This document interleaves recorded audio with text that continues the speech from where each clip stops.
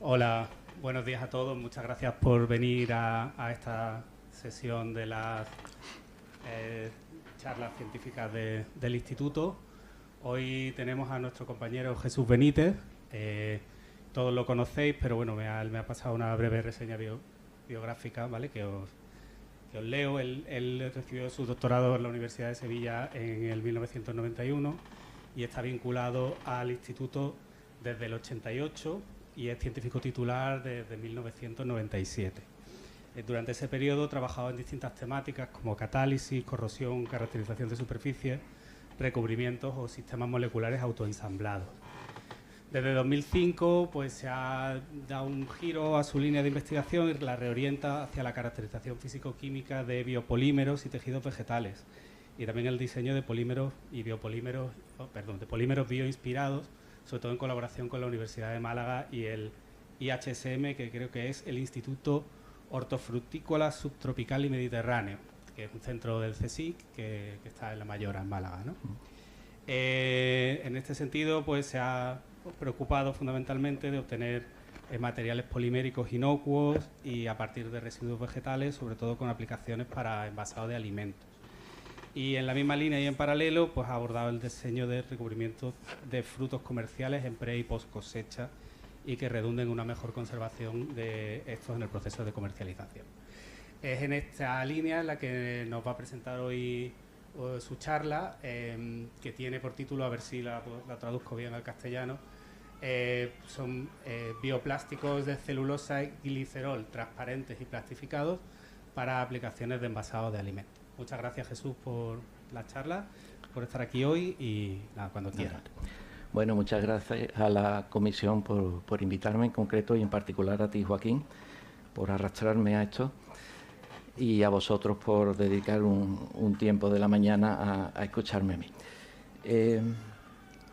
Como ya ha indicado Joaquín, en los últimos años pues he dedicado la labor a caracterización de biopolímeros y biopolímeros inspirados con aplicabilidad al envasado de alimentos.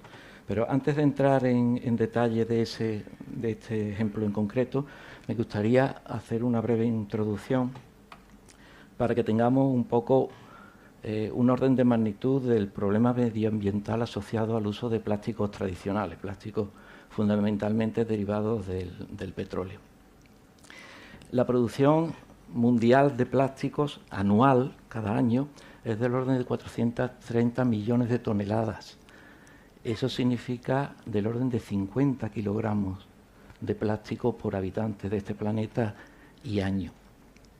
Y lo preocupante o grave de ese volumen ingente de producción no es la producción en sí, que ya es un proceso bastante poco sostenible, sino es la cantidad de residuos que se generan. El volumen de residuos generados es del orden de la mitad de lo que se produce. Y de ellos, solo una pequeña parte, un 10% en base a residuos o un 20%, un 10% en base a la producción o un 20% en base a residuos, se recicla, digamos, con éxito. El resto, la mayor parte, va a plantas incineradoras que, si bien tiene cierto aprovechamiento energético, pues no dejan de tener un impacto ambiental fuerte. Y lo que es más lamentable es que un 15% de esa producción global se vierte directamente al medio ambiente, con lo cual redunda en los problemas de sostenibilidad de este sector. ¿A qué se debe ese enorme volumen de vertido? Ese enorme volumen de vertido se debe un poco a la distribución de los usos de los materiales plásticos en nuestra sociedad. Si nos fijamos en la gráfica, se ve que hay dos sectores fundamentales consumidores de materiales plásticos.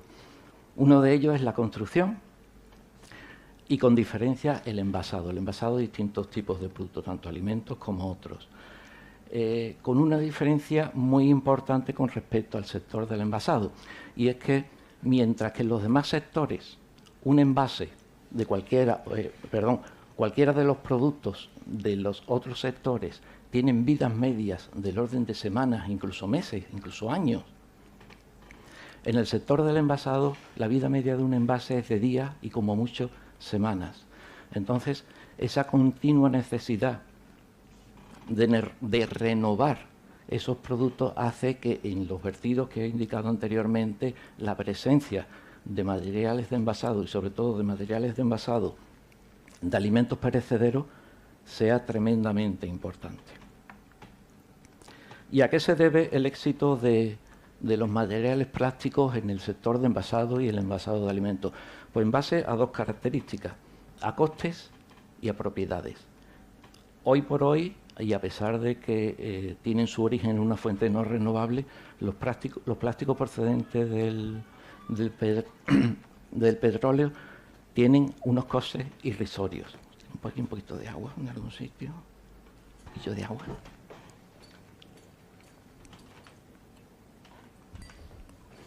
Tienen unos costes muy bajos. Entre todo o fundamentalmente porque los procesos están tan plenamente optimizados, tan depurados, tienen tanta tradición que realmente, y un volumen de generación tan elevado, que el coste por envase es realmente bajo. Y después las propiedades, querámoslo o no, nos cueste o no admitirlo, las propiedades físico-químicas de los plásticos tradicionales están muy por encima de las soluciones que se están aportando. Entonces, bueno y barato son los dos pilares en los que se sustenta el éxito. ¿Qué tenemos para paliar esta tendencia? Pues no tenemos mucho realmente, y además todos vienen de factores que podemos llamar secundarios o adicionales. Entre ellos, pues, la regulación, la legislación, es decir, que se obligue a determinados sectores a ir descartando el uso de plásticos tradicionales e ir implementando nuevos productos. Gracias, Joaquín.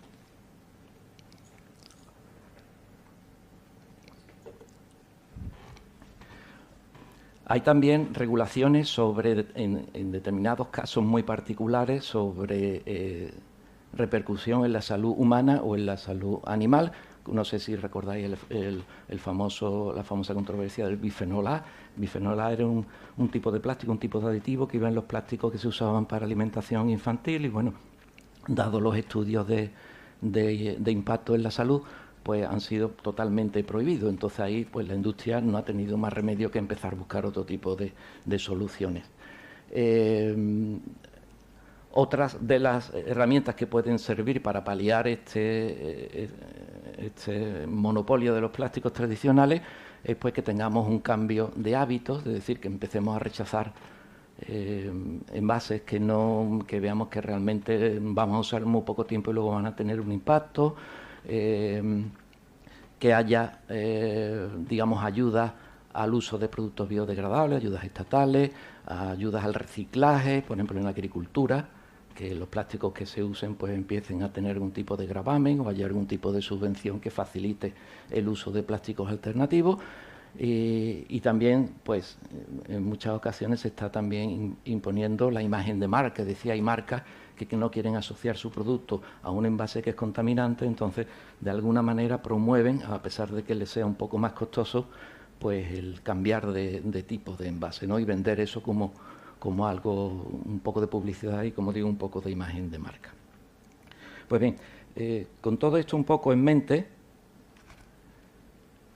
no se nos debe olvidar que la misión del envase es proteger el alimento del medio exterior desde que se envasa o desde que se procesa hasta que llega al consumidor. Y, por tanto, tiene que pasar por toda una cadena de almacenaje, logística y conservación en casa del consumidor. Para lo cual, pues hay que exigirle a una serie de propiedades y muchas veces las propiedades van en sentido contrario. O sea que el problema no es sencillo. Lo básico es que el material sea inocuo, es decir, no puede contaminar al alimento con ningún tipo de sustancia que sea nociva para la salud. Tiene que tener una mínima resistencia mecánica para que aguante todo el proceso de logística. Debe ser resistente químicamente. Muchos alimentos pues llevan unos medios que son, digamos, corrosivos o que tienen cierta capacidad química de atacarle y deben resistir, al menos durante el tiempo en que va a ser usado. Tienen que tener una capacidad de barrera, es decir, evitar que se pierda agua del alimento, evitar que entre oxígeno para que no se oxide y se enrancie. Debe tener una protección ultravioleta también para proteger determinados componentes o principios activos de ese alimento. Tiene que tener una capacidad microbiana para que no sea susceptible del propio envase, genere un ataque microbiano al propio alimento. una capacidad antioxidante, ser transparente para que el consumidor pues aprecie lo que hay, lo que compra, y hay que exigirle, ya que estamos en esta tesitura, pues cierto grado de biodegradabilidad. Es decir, por pedir, uno puede pedir todo lo que quiera. Pues bien, uno debe tener también en mente que para poder proporcionar una alternativa que sea viable, tiene que partir de materiales o de una fuente o una materia prima que sea asequible, que esté bien distribuida y que luego pueda ser compatible con los procesos de producción que ya más o menos estén implementados. Si partimos de una materia prima que es difícil de conseguir, los costes se disparan. Si está localizada y hay que añadir un proceso de logística, los costes se disparan. Si hay que implementar nuevos modelos de procesado que ya no estén en la industria tradicional del plástico, los costes se disparan. Luego hay que ser realistas y recurrir a materias primas que sean asequibles. Y las materias primas asequibles normalmente suelen proceder de residuos. Es decir, aquello que ya nadie quiere, que resulta un problema para el que la genera, de que se la eliminen y tienen que pagar por ella, y si encima esas materias primas pueden estar asociadas a un proceso secundario de valorización, como por ejemplo, pensamos en un ollejo de vid, por ejemplo, de uva. No vamos a quedarnos con el ollejo para, digamos, transformarlo en materiales de envasado, sino si ese ollejo tiene además un aprovechamiento de extracción de determinados compuestos que son interesantes desde el punto de vista nutricional o farmacológico, pues se contempla todo el proceso como un bucle cerrado y entonces esos aprovechamientos colaterales van añadiendo una serie de valor a un proceso que hace que luego el menos valorable o el menos rentable, que es el aprovechamiento del residuo final, pues tenga cierta viabilidad económica. Entonces, como digo, hay que recurrir a materias primas que estén plenamente disponibles, que sean abundantes. Y una de ellas es la celulosa. La celulosa es el biopolímero más abundante que existe en la naturaleza. Está en las plantas, en las algas, en los hongos incluso. Pero la propiedad importante de la celulosa es que es un recurso renovable y que se renueva del orden de 50.000 millones de toneladas año. Eso es 10 veces la producción mundial de petróleo. Luego, como fuente, es una fuente muy apropiada. Y además, ya hay procedimientos que procesan la celulosa con bastante efectividad, de forma que, por ejemplo, la obtención de pastas de papel son 200 millones de toneladas año, que ya es casi del orden de la producción mundial de plásticos. La celulosa, pues, bueno, todos sabéis que está constituida por cadenas de unidades hexagonales, de anillos hexagonales, que tienen además 3 hidroxilos disponibles por anillo, y los anillos están unidos entre sí por enlaces glucosídicos.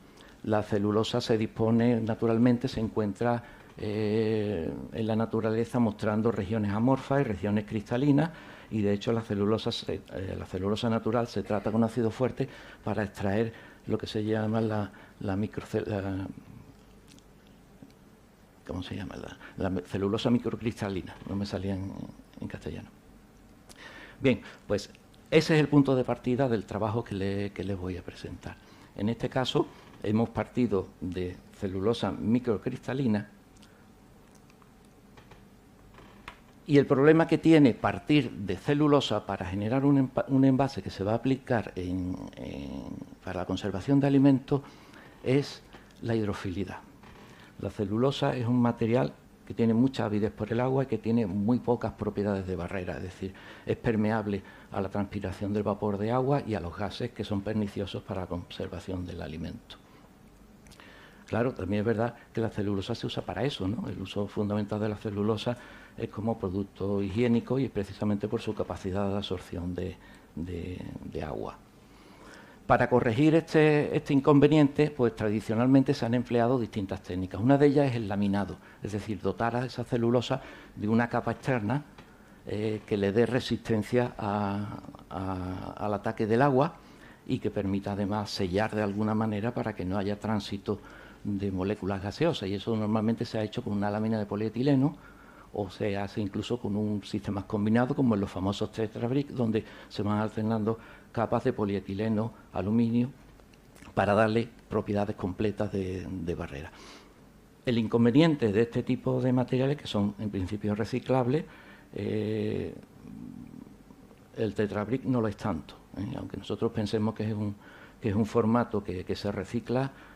Es muy difícil separar la capa metálica y la capa de polietileno y lamentablemente gran parte de estos envases acaban en las incineradoras. Una segunda ruta de paliación de los inconvenientes de la celulosa es una transformación química. Y mediante esta transformación química pues se obtienen productos que algunos conocemos. Uno de ellos es el celofán. El celofán es una celulosa regenerada que ya tiene cierta capacidad de protección frente al agua, es semi-impermeable, pero no es impermeable al tránsito de vapor de agua. Y la gran ventaja del celofán es que es flexible y es transparente, que son dos propiedades muy apreciadas, la flexibilidad para su procesado y la transparencia para luego cerrar el alimento y darle aspecto visual agradable. El problema del celofán es que va a través de un proceso primero de disulfuración para obtener la viscosa y luego la hidrólisis en un medio alcalino con glicerol para regenerar de nuevo esa celulosa que fue previamente funcionalizada. Es un proceso caro, es un proceso contaminante y en su momento pues ha sido sustituida completamente por el polietileno. Hay otros derivados de la celulosa, como el acetato de celulosa, que se diseñó como sellante y como recubrimiento de la base celulosa para dotarle de propiedades de barrera alta, pero vuelve a ser lo mismo. Ahora no solo ya tenemos que producir celofán, que ya no es muy viable, sino que ahora encima tenemos que hacer acetato de celulosa para colocarlo encima del celofán, con lo cual evidentemente hemos empeorado todo el procedimiento. Hay otros plásticos como el CAP, pero es un plástico de unos costes elevados y se dedica para otro tipo de fabricación de otro tipo de objetos. Esto ya un poco más sólido y con otro tipo de acabado de calidad. No está diseñado para un proceso de producción en masa como es la de los envases para alimentos. Y últimamente se está trabajando mucho con carboximetilcelulosa. En realidad la carboximetilcelulosa es todavía peor que la celulosa, es bastante más higroscópica que la celulosa y de hecho se hincha y se usa como espesante con los alimentos. Pero hay rutas en las cuales se puede combinar, hacer composite con otros biopolímeros como quitosano, se puede añadir agentes entrecruzantes que anulan esos hidrosilos que le dan la hidrofilidad a la celulosa y se está también tratando con nanopartículas. Son líneas que están dando buenos resultados, pero evidentemente seguimos con la misma idea en mente. Son procesos muy especiales, procesos que no son nada baratos y procesos que hay que enfocarlos a un determinado tipo y a un determinado uso. No se puede contemplar como un uso generalista para la producción en masa de envases alimentarios.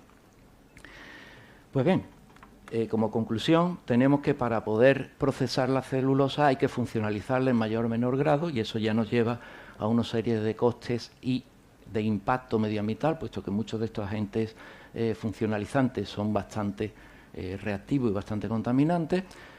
Y el quitar hidrofilidad a la celulosa va en contra de la biodegradabilidad, porque si vamos cerrando la estructura de la celulosa para hacerla impermeable, luego no podemos realizar el ataque de biodegradación, que normalmente es a través de un medio acuoso. Con lo cual hay que ir pensando en nuevas vías de procesado, de forma que partamos de celulosa, la solubilicemos, la conformemos y tengamos el producto final, sin más etapas intermedias de funcionalización ni nada.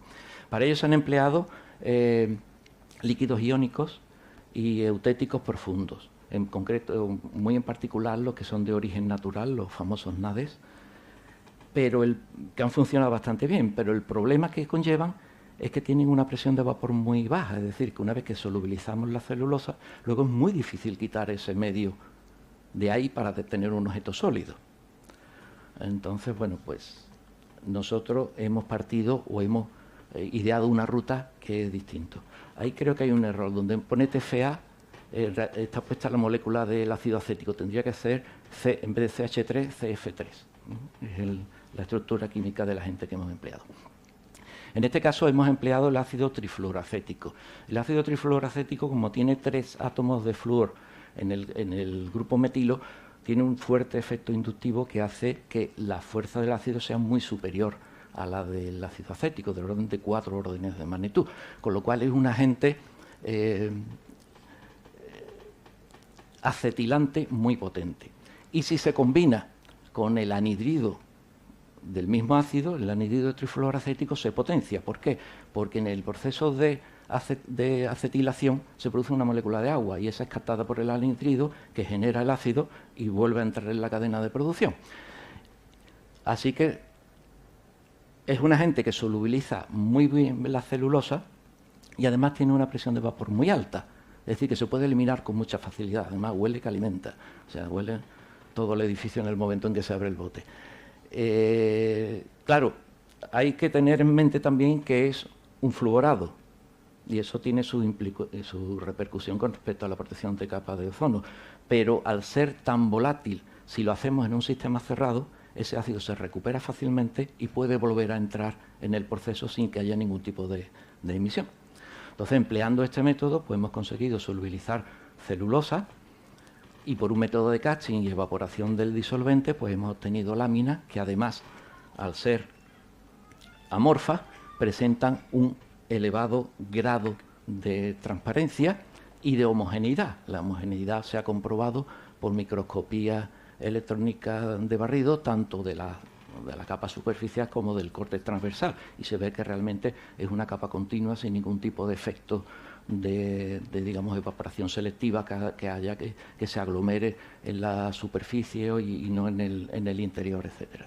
Y se han obtenido órdenes de transparencia pues del 90%, que es prácticamente lo ideal, ¿no? Estructuralmente, esas capas además, porque la celulosa en sí, aunque sea regenerada a través de este método, tiene un comportamiento frágil, es decir, aunque tiene un módulo de Young elevado y una tensión de ruptura elevada, soporta muy poca deformación y rápidamente se rompe, es lo que se llama un comportamiento brittle, quebradizo, de alguna manera. Pues para evitar eso, en el proceso de regeneración de la celulosa, pues se ha adicionado glicerol. El glicerol es un plastificante universal que está clasificado como una sustancia segura y por tanto se puede emplear sin ningún tipo de reparo. Esa molécula del glicerol, sabéis que tiene 3 grupos hidroxilos, se integra muy bien y muy homogéneamente en la red de puentes de hidrógeno de los hidroxilos de la celulosa, y eso pues se ha podido determinar mediante el análisis por infrarrojo, donde se ve realmente que la banda de tensión de hidroxilio se va desplazando hacia frecuencias que indican que se está incrementando y reforzando esa red de puentes de hidrógeno, así como también en otras vibraciones de anillo y de enlaces circulares. Luego, realmente comprobamos que el glicerol se integra perfectamente en la estructura de la celulosa sin dar lugar a ningún tipo de aglomeración. Y mecánicamente, esto tenía un punterito, es el centro, ¿no? Lo que marca. No. Eso es. Mecánicamente se ve perfectamente el efecto del glicerol. De arriba hacia abajo y hacia la derecha van aumentando el porcentaje de glicerol. Hemos llegado hasta el 50% de glicerol y la celulosa sigue sin rechazarlo. Es decir, que realmente tenemos todo un rango muy amplio de formulaciones. Y se ve, como digo, el efecto plastificante en el que hay una caída del módulo que se obtiene de la pendiente de estas curvas en zona de baja deformación. Hay también una caída de las tensiones de ruptura, típico de un efecto plastificante, y sobre todo hay un aumento de la capacidad de deformación del material, lo que lo hace cada vez más procesable. Con este comportamiento y comparado con plásticos tradicionales, pues se ve que estamos en el rango de propiedades mecánicas propias de materiales tan populares como el polipropileno, el PET y los polietilenos de alta y de baja densidad. ¿De acuerdo? Esa integración del glicerol en la estructura de la celulosa también se ha comprobado por ensayos mecánicos dinámicos, donde se ve realmente que hay un variación progresiva y lineal de la variación del factor de damping, del tan delta, con respecto al contenido en peso de glicerol. Es decir, que redunda un poco la idea de que son sistemas no segregables y perfectamente compatibles. Bien, pues vamos un poco a ver cómo se comportan este tipo de materiales frente a parámetros interesantes desde el punto de vista del envasado. Con respecto a la estabilidad térmica, pues la celulosa es un material que descompone en torno a los 300 grados. La adición de glicerol añade una etapa más de descomposición que es la propia del glicerol, con lo cual, siendo objetivo, la estabilidad térmica de estos sistemas combinados es peor, puesto que empezamos a ver pérdidas de peso a una temperatura un poco más baja, pero estamos por debajo de los 100 grados. Entonces, si pensamos en alimentos perecederos, muy rara vez vamos a tener un alimento que es por encima de la temperatura ambiente, sino más bien suele estar en frío. Con lo cual, digamos que térmicamente es un material que es aceptable. Y la parte importante, o la parte más interesante, es que es un material biodegradable. Los ensayos de biodegradabilidad que hemos realizado ha sido con agua de mar, puesto que es el medio marino, digamos, el punto donde acaban la gran mayoría de los envases que desechamos. Para ver la biodegradabilidad en agua de mar se calcula lo que es la demanda biológica de oxígeno. Entonces, en el agua de mar hay una serie de microorganismos que usan el material como fuente de alimentación o fuente de carbono y, claro, van consumiendo oxígeno conforme lo van fagocitando. Entonces, esa cantidad de oxígeno que se va consumiendo pues, es mesurable y nos indica que hay realmente una actividad microbiana muy interesante. Y desde el punto de vista cuantitativo, si vemos la pérdida de peso del material, vemos que cuando trabajamos o sometemos la celulosa nada más a tratamiento con agua de mar durante 30 días a temperatura ambiente, pues perdemos un 40% de peso del material. Pero cuando vamos a una formulación con el 50% de glicerol, hemos perdido casi el 80% del material en 30 días, lo que da una tasa de biodegradabilidad altísima. Y también hemos realizado ensayos ya más específicos desde el punto de vista de conservación del alimento. Aquí en esta gráfica enseño dos. Uno de ellos es el ensayo, el kit test, que se denomina. Es un ensayo de resistencia a grasa, un ensayo muy tonto, pero que la industria exige sí o sí. Y consiste en someter el material a una gota de una determinada mezcla de aceite de ricino, tolueno y etano, creo recordar, en distintas proporciones. El hacer distintas proporciones hace que el reactivo sea más o menos agresivo, o sea, más o menos más adecuado para que, digamos, la grasa, el aceite de ricino, permee dentro del material, ¿no? Entonces consiste en, con todas estas se preparan 12 disoluciones, según establece la norma, y a continuación se echa una gota sobre el material. Se deja interactuar unos segundos, se elimina la gota y se ve si ha dejado marca. De forma que aquella disolución que deje marca está numerada y el ensayo de resistencia va desde el 1 al 12. Cuanto más alto sea el índice, pues más resistente es a la grasa, ¿no? Entonces, bueno, pues con el kit test se ve que a bajas concentraciones de glicerol estamos hablando de 4, que sería un material no muy resistente a la grasa, pero a partir de 30 el valor sube muy rápidamente y ya se planta en torno a 7, 8, que ya es un material considerado resistente a la permeación de grasa. Y después hemos hecho también un ensayo de migración del material hacia el alimento. Son también ensayos que digamos, son mandatorios, que exige la regulación y la industria, y en este caso se ha realizado con Tenax. El Tenax es un polímero poroso que tiene la capacidad de absorber con mucha facilidad, y el ensayo consiste en poner una lámina de este material entre dos capas de Tenax y meterlo a incubación a una determinada temperatura y durante un determinado tiempo. A continuación se saca la lámina y se pesa, y se va viendo cuánta cantidad de ese material ha pasado al alimento. En estos casos, pues, cuanto más glicerol hay, más, digamos, material ha pasado al alimento. Evidentemente es el glicerol el que está saliendo y el que está llegando al propio alimento, pero los valores que se obtienen son del orden de 7,5 y la regulación dice que ha de estar por debajo de 10 miligramos decímetro cuadrado. decímetro cuadrado de material en contacto con el polímero absorbente. Luego, desde este punto de vista, sería un material que cumple con la legislación. Y hemos realizado también ensayos de conservación ya en condiciones más o menos realistas y, claro, se ha pensado en principio en una línea de productos secos, tipo pan, bollería y etcétera. Entonces, el parámetro más importante en este tipo de alimentos es que aquello mantenga la esponjosidad, ¿no? Nadie quiere una magdalena dura, nadie quiere un trozo de pan duro.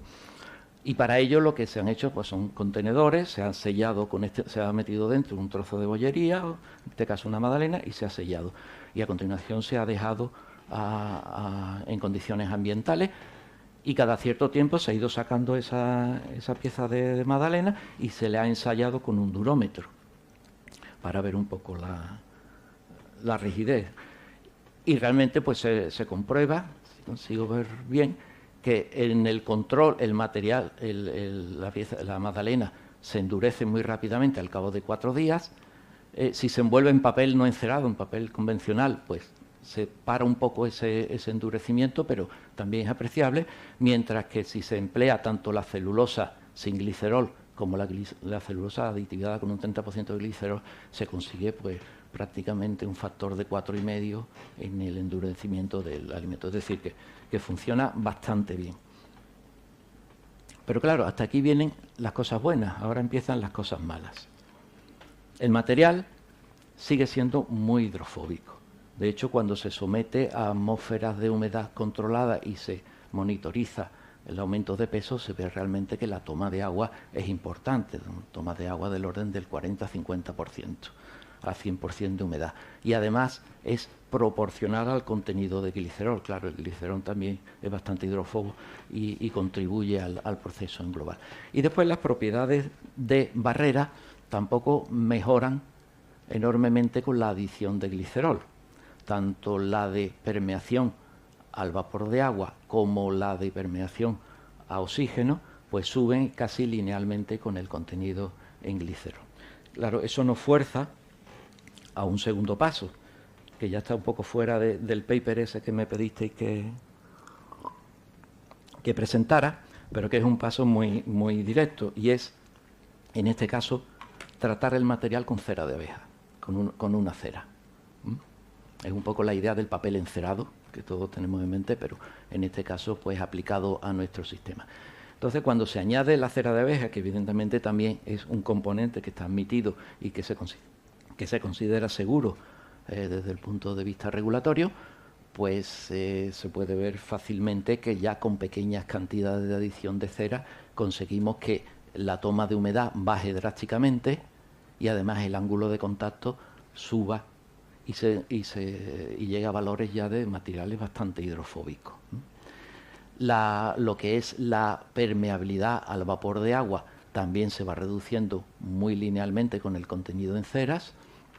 Y la resistencia a grasas, pues rápidamente se va a un valor 9, un valor 10, a un valor de 12, que es ya el tope de la escala, con lo cual tenemos un material que va poco a poco aumentando su hidrofobicidad, su capacidad de bloquear las moléculas que pasen a través y además ser resistente a grasa. Y de hecho, cuando se compara la permeabilidad al oxígeno, otro factor importante, pues vemos que las muestras preparadas que están en rojo, pues se encuentran ya en el orden del PET, del PLA y un poquito más alejado de los polietilenos de baja densidad. Pero bueno, son valores de permeabilidad de oxígeno que son, digamos, aceptables, ¿no? Habrá alimentos que requieran una mejor capacidad de barrera y otros que sean perfectamente compatibles. Es como he dicho antes, no se puede ofrecer una solución integral para cubrir todo el rango de necesidades de alimentos, pero sí se puede ir un poco sectorizando, ir a objetivos concretos y a grupos de alimentos específicos y se consiguen buenos resultados. Oye, ¿por qué no aparece aquí está.